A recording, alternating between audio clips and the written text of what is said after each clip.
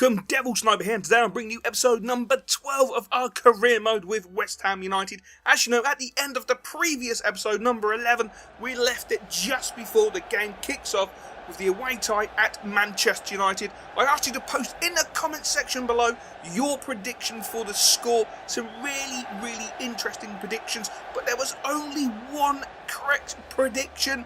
So the question is, who was that correct person? Who was that one person who knew what the score would be? You'll find out at the end of the game when we do the man of the match. As you'll see, the Manchester United lineup, to me, showed a little bit of disrespect. It's not a strong lineup, which in some ways I'm being disrespectful for them. They have got some quality players in there. Obviously, you'd have to pick out Fellaini, probably is one of their standout players, and Januzaj as a young talent. Of course, we're not taking any risks, and we're going with a very strong side.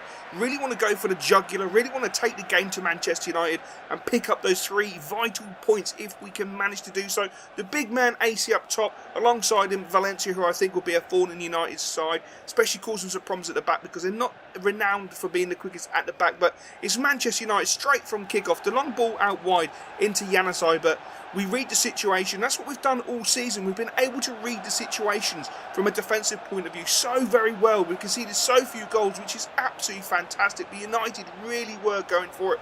Nice ball from Fellaini out to Daily Blind. Blind cuts inside, gives the ball to Fletcher, and of course Adrian is there with an absolutely massive save at a crucial point because the momentum definitely was in Manchester United's favour at that particular point. But Andy Carroll knocking the ball over the top into Enner Valencia, who used his pace to make a great run, dinks the ball back inside for Downing, but it was an easy read for Blackett to make a defensive header.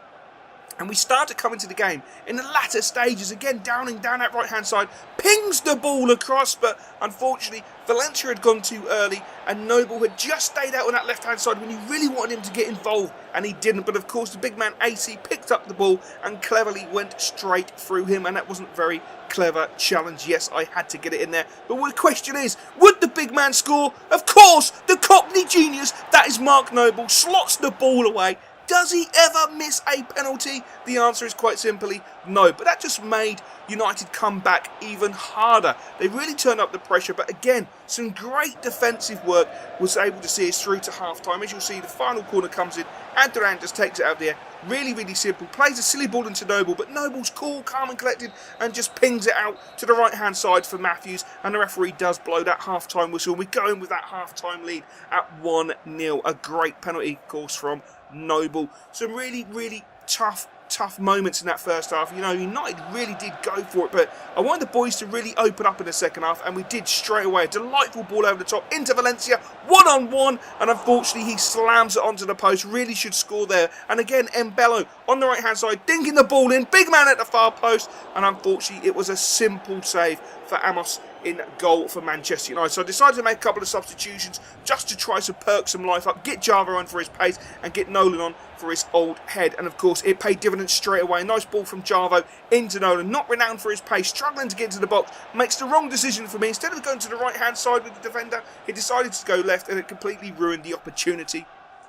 But we were playing devastating football at that moment in time. We really were dominating the game, and United just could not live with us as the referee blows that full-time whistle. And yes, we come away with 3 more magnificent points and a 1-0 victory. Of course, the only person to get it correct was Adrian. Well done, my son. And of course, man of the match had to be Enner Valencia. He made so many perfect runs. He had a great opportunity. He didn't really take the opportunity, which was a great shame. But I'll tell you what, overall, his actual work rate and his actual contribution to the game is just fantastic. I've got to say, he really is absolutely sublime. If he starts scoring a few more goals, he is just going to be amazing. I think it's going to take about a season for him to settle down. I need to find a strike partner, realistically, to go with him. That aside, we're at home at the Bowden taking on Swansea City, and we all know what Swansea are like. They're renowned for their passing game. It's going to be an extremely tough game. The side is switched up. We've got Poulsen replacing Carroll up top, and a few changes in the midfield. Obviously, Chiarte moving into centre midfield, while Diego Poyet moves into the holding role.